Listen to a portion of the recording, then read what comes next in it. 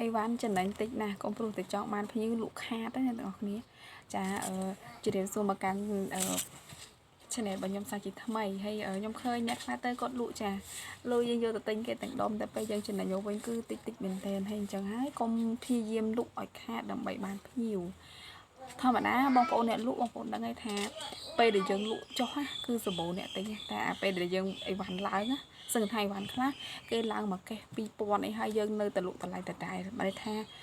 ពីមុននេះធ្លាប់ចំណេញបានមកកញ្ចប់ហ្នឹង500ឥឡូវយើងអាចថយមក400ឬក៏300តែយើងអាចឡើងតម្លៃទេមិនថាយើងមិនអាចឡើងយើងឡើងបានប៉ុន្តែគឺគេអត់ទិញអញ្ចឹងយើងព្យាយាមលក់ថាយើងចំណេញតិចឲ្យតែលក់បានតែកុំលក់ខាតកុំ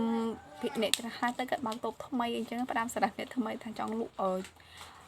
ថោកជាងគេអីចឹងទៅដើម្បីមានភ្ញៀវកុំអីបើសិនជាបងប្អូនថាមានលក្ខណៈថាជាអីមួយសម្រាប់ថែមមកឃើញអ្នកលក់អនឡាញគាត់លក់តម្លៃគាត់ថាអាហ្នឹង28ប៉ុន្តែគាត់ថែមអីចឹងទៅតែបើថាយើងលក់ហ្នឹងចុះនៅសល់22ឬក៏20គឺពេលដែលឡើងគឺពិបាកអញ្ចឹងស៊ូយើងមានអីវ៉ាន់ថែមយើងលក់ចាប់ព្រោះក៏ដូចគ្នា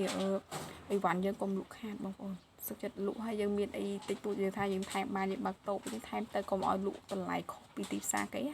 យើងលក់ថោកជាងគេដល់ពេលដែលយើងឡើងគឺពិបាកមែនទែនបងប្អូនអ្នកលក់ដូចគ្នាក៏មានបំសល់គឺគាត់ជួបច្រើនហើយដូចខ្ញុំអញ្ចឹងខ្ញុំអត់ដែលលក់អីវ៉ាន់ខាតទេបើថាលក់ឲ្យស្មើដើមបានតែបើថាក្រក់ខាតពីអ្វីដែលយើងទិញមកហ្នឹងគឺអត់បានទេយើងលក់ឲ្យមកល្មមថាបើថាអីវ៉ាន់វិគី delay គេអីហ្នឹងរឿងផ្សេងតែបើថាចំពោះអីវ៉ាន់នៅ delay ត្រឹមត្រូវហើយយើងលក់ឲ្យខាតតម្លៃដើមគឺ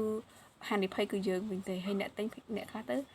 យើងចង់បានម្នាក់នឹងមកទិញតូបយើងពេលគេមកទិញយើងលក់ឲ្យគេខាតដើមយើងដើម្បីថាថ្ងៃក្រោយគេមកទិញទៀតមែនទែនទៅអ្នកខ្លះហ្នឹងតតគេតម្រូវការដែលគេត្រូវឲ្យគេមកទិញមិនមែនឲ្យសារយើងលក់ថោកទេអញ្ចឹងគឺលក់តម្លៃធម្មតាទៅមិនខ្វល់ឬថាភ្ញៀវម្នាក់ហ្នឹងចង់ឲ្យគេមកទិញតែយើងរហូតឲ្យយើងដើម្បីឲ្យគេមកយើងលក់ឲ្យថោកជាងគេអញ្ចឹងកុំធ្វើអញ្ចឹងបងប្អូនវិហានិភ័យមែនទែនសម្រាប់យើងពេលដែលតម្លៃអីវ៉ាន់ឡើងគឺយើងពិបាកលក់វិញគឺពិបាកខ្លួនយើងវិញទេចាអរគុណ